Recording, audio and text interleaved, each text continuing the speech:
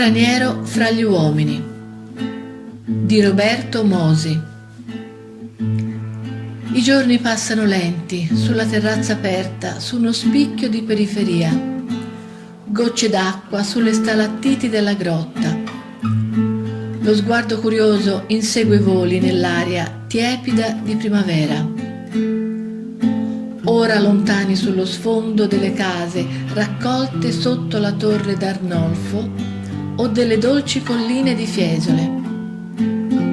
Ora vicini alla balaustra di ferro piena di fiori, gerani e garofani.